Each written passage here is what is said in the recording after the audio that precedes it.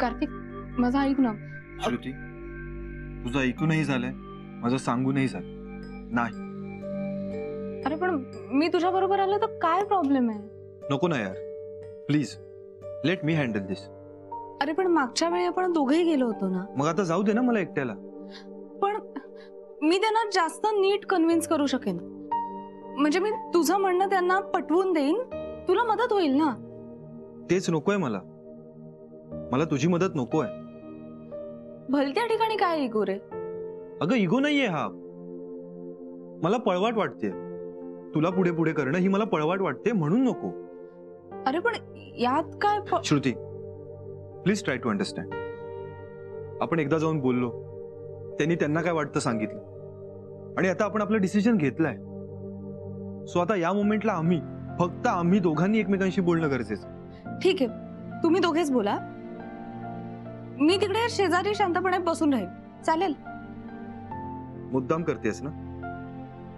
Genuinely विचारतीये यार. का? विश्वास नाहीये माझ्यावर? हे बघ, काळजी करू नकोस, मी बोलेन त्यांच्याशी. येतो.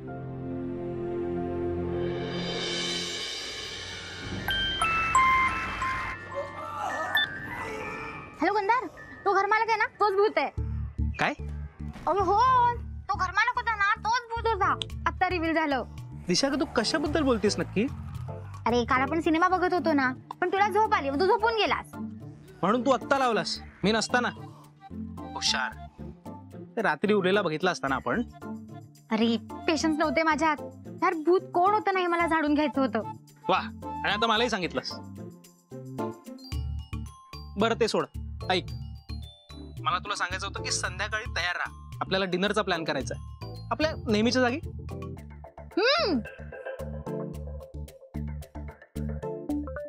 हॅलो निशा, अगं काय आहे, मला वाटलेलं की तू आनंदाने उड्या मारायला लागशील.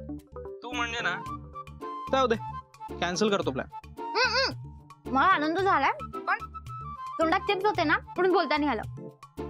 ते चिप्स बाजूला ठेव, रात्री जेवणासाठी जरा भूक असू दे. हा, माझी जवळच तिकडे एक मीटिंग आहे, सो मी डायरेक्टली, मी जर घरी आलो तर मला उलट पडेल, त्यामुळे मला तू डायरेक्ट तिकडे भेट. Okay done. पण गंधार, आईंना सांगायला हवं रे, ते आपल्यासाठी जेवण करून ठेवतील. तू काळजी करू नको ग, मी फोन करून सांगतो आईला. पण आईंनाच सांगा. म्हणजे?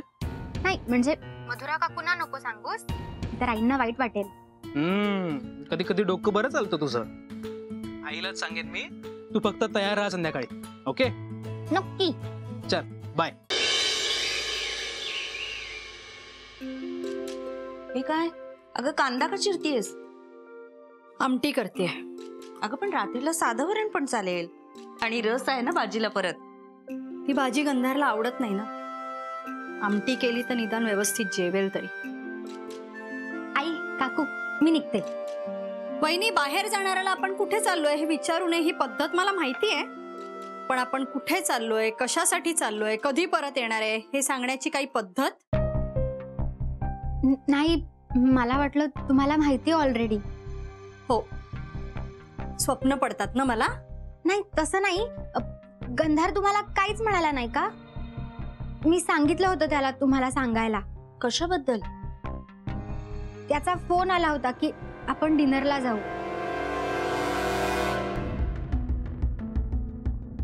आता वरणच राहू दे वहिनी. नाही आई, तसं नाही.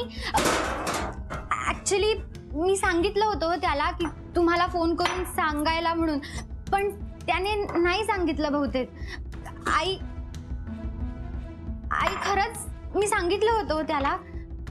त्यांनी नाही सांगितलं मला. आणि तू घरात होतीस ना, मी घरात आहे, तू घरात आहे, तुला डायरेक्ट येऊन मला सांगता येत नाही? त्यांनी फोन कशाला करायला पाहिजे मला? Sorry I. सॉरी म्हटलं की झालं.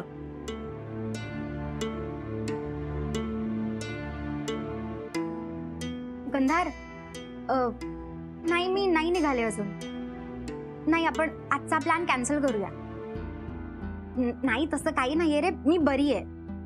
तू घरी आहे ना, मी सांगते तुला सगळं. बाय. अगं दिशा, डिनरचा प्लॅन कशाला कॅन्सल करायचा? कारण ठरल्या ठरल्या सगळं सांगायला हवं होतं तुम्हाला आणि ते सांगितलं नाही गेलं. तर हे सगळं जेवण वाया जाईल आणि ते तर खूपच वाईट. अन्न वाया नको ना जायला.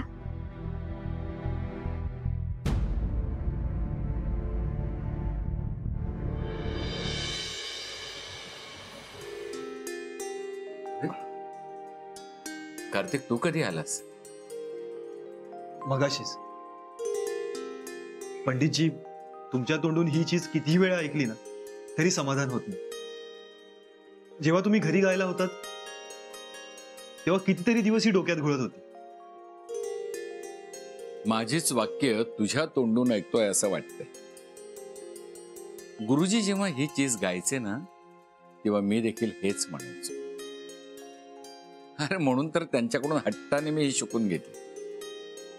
अर्थात ते जसे गायचे तशी मला नाही गाता, पण त्यांची आठवण आली ना की मी गातो.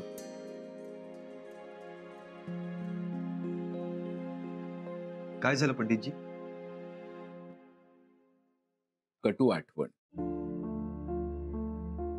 गुरुजी जेव्हा ही चीज गायचे ना तेव्हा मी त्यांना नेहमी म्हणायचो, मला शिकवा ना, मला शिकवा ना. पण ते मात्र हसून टाळायचं. एकदा मात्र आपणहून त्यांनी मला बसवून घेतलं आणि ही चीज शिकवली. सगळे बारकावे सांगितले. मी खूप आनंदात होतो. त्या दिवशी आम्ही खूप वेळ गप्पा मारल्या. एरवी ते नेहमी संगीताविषयी बोलायचे, पण त्या दिवशी ते आयुष्यावर बोलले. अगदी मनसोक्त बोलले. ते क्षण मी मनात साठवून घरी गेलो आणि 2 दिवसांनी फोन आला, गुरुजी गेले. कानांवर विश्वासच बसेना रे. गुरुजी असे कसे गेले?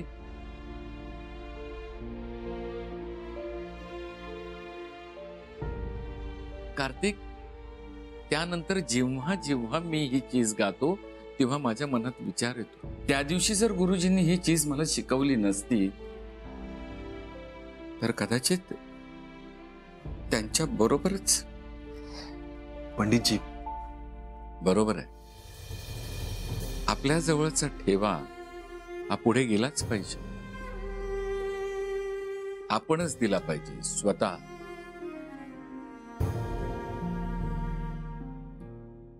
पुस्तकात वाचून नाही कळत या गोष्टी.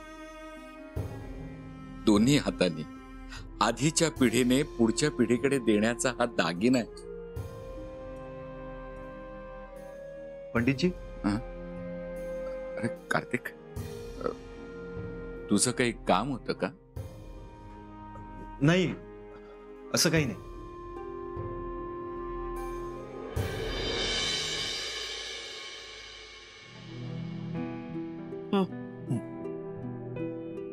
बाबा आज काय केवढं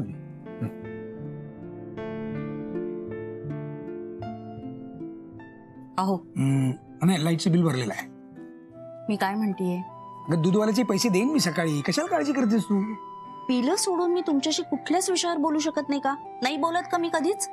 बोलतेस म्हणजे आज ह्याच्यापेक्षा वेगळं काही बोलायचं आहे? हो. हे ठेवलं बाजूला. बोल. तुम्ही जरा आसावरीशी बोला ना. कशाबद्दल? अहो, असं काय करताय? अहो, आपणच मन वळवायला नको का आसावरीचं? मला मान्य आहे विचित्र परिस्थितीत लग्न झालंय, पण आता दिशा सून झाली आपल्या घरची. आसावरी किती दिवस वागणार आहे तिच्याशी असं? मग मी सांगू तिला दिशाशी नीट वाग म्हणून? अहो, असं नाही, पण दिशा ही चांगली मुलगी आहे हे तरी पटवून द्या ना तिला.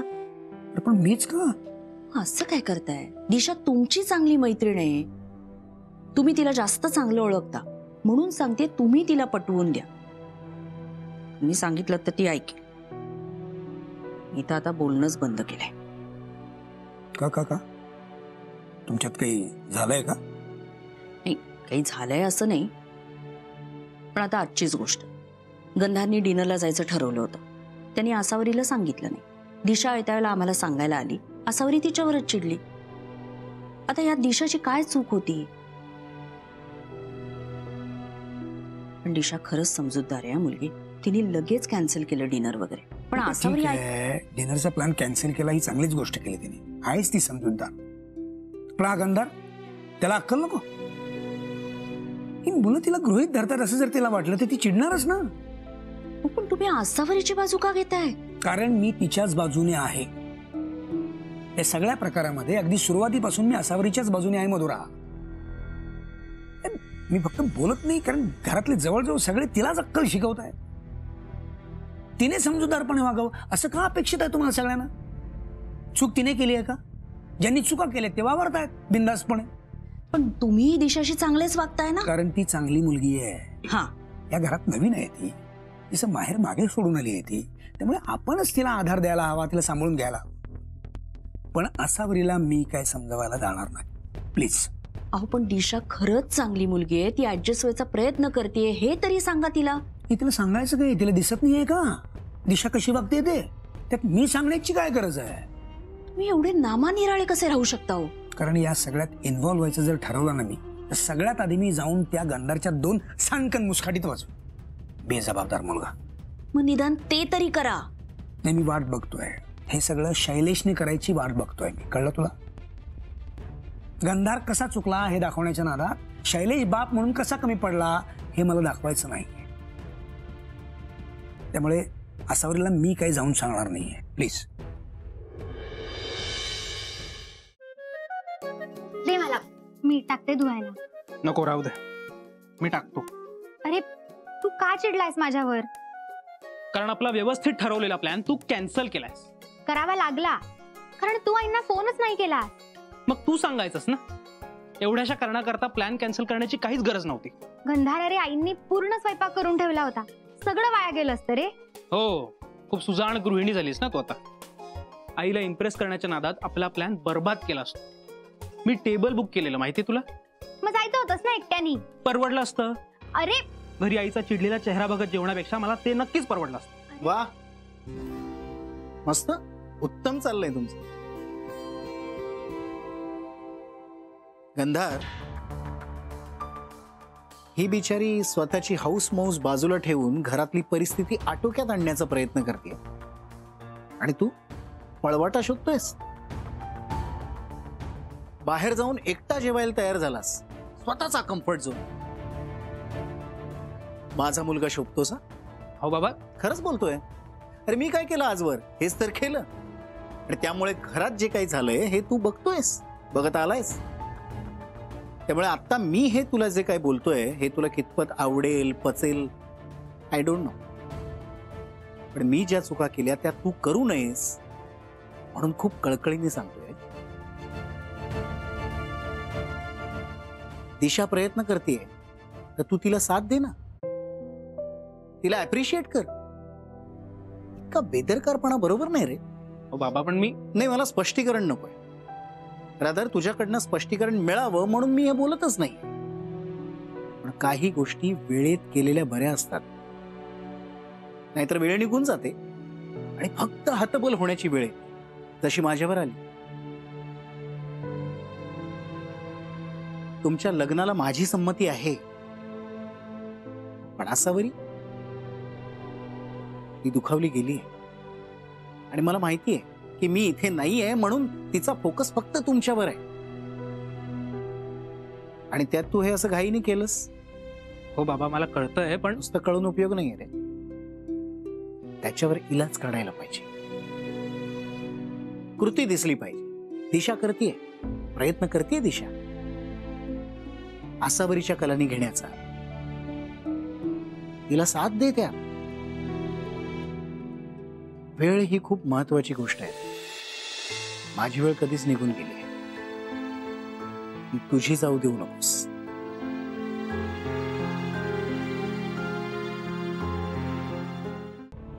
कार्तिक, काय झालं तिकडे? बाबांना सांगितलंस तू सगळं? आणि कन्व्हिन्स झाले का बाबा? म्हणजे त्यांची रिॲक्शन काय होती? काय म्हणाले ते?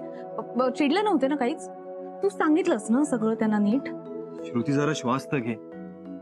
हो सॉरी, बस. सांग ना, काय म्हणाले बाबा? कशाबद्दल? अरे कशाबद्दल काय? अकादमी बद्दल. मी नाही बोललो त्यांच्याशी याबद्दल काही. तू काहीच बोलला नाहीस? नाही. पण का? डोंट नो, समहाव नाही सांगू शकलो. कार्तिक अरे मी तेच विचारतीये, का नाही सांगू शकलास? हिम्मत श्रुती, हिम्मत नाही झाली माझी. आता हे काय आहे नवीन? यात हिम्मत न होण्यासारखं काय आहे? अकादमी सुरू करतोस तू, काही गुन्हा नाही ना करत आहेस? तसं नाही, पण काय? मला नाही सांगता येते नीट. मला अकादमी सुरू करायची, यात न सांगता येण्यासारखं काय आहे? त्यांना नाही, तुला नीट सांगता येत नाहीये की मी त्यांना का नाही सांगू शकलो. कळलं? म्हणून मी म्हणत होते की मी येते तुझ्या बरोबर. आणि तू यायलाच हवं होतस. ते जे बोलले ना ते ऐकायला हवं होतं. किंवा बरं झालं तू नाही आली असतीस ना, तरी तुला ते जाणवलं नसतं जे मला जाणवलं. किंवा जाणवलंही असतं, पण त्याची इंटेन्सिटी तुला समजली नसती. काय जाणवलं तुला? तेच तर मला शब्दात सांगता येत नाहीये. कार्तिक, मला एक गोष्ट सांग. तू तुझ्या अकादमीच्या निर्णयावर ठाम आहेस ना? बदलला नाहीयेस ना तू तुझा विचार? नाही अगं, आणि तो बदलणारही नाही. पण हा विचार पंडितजींना पटवून देणं वाटतं तितकं सोपं नाहीये. त्यांच्यासाठी त्यांचं संगीत, गुरु शिष्य परंपरा हे देवपूजेसारखं आहे. कार्तिक, तू कन्फ्यूज होऊ नकोस. हे बघ, तुला ना त्यांना नीट फक्त सगळं समजावून सांगायचंय बस. बरोबर आहे तुझं, पण मला त्यासाठी थोडा वेळ हवा. बरं, तू घे वेळ, हवा तितका वेळ दे, काहीच प्रॉब्लेम नाही. कार्तिक, पण एक गोष्ट लक्षात ठेव, तुझी स्वतःची अशी एक वेगळी आयडेंटिटी आहे. आजोबांच्या किंवा बाबांच्या व्यक्तिमत्वाचं दडपण घेऊ नकोस. तू आहेस. तुझी अशी वेगळी स्वतःची मतं असूच शकतात. पण सध्या माझ्या मतापेक्षा मला पंडितजींच्या मनाची जास्त काळजी.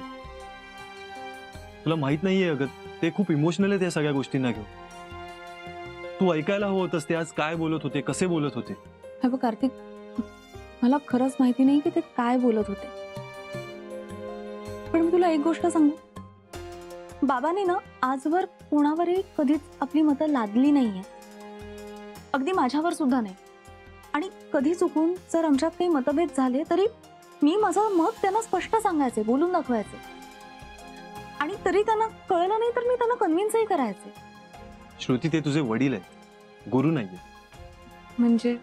म्हणजे अगं फरक आहे. अधिकार आणि अदब हा फरक आहे. हक्क आणि मान हा फरक आहे. तू पंडितजींशी बोलू शकते सगळं, पण समज सॅम सरांनी तुला न पटणारी गोष्ट सांगितली तर काय करशील? बोल ना. बघितलंस, मी नुसता प्रश्न विचारला तर तुझी द्विधा मनस्थिती झाली. माझं काय होत असेल अगं?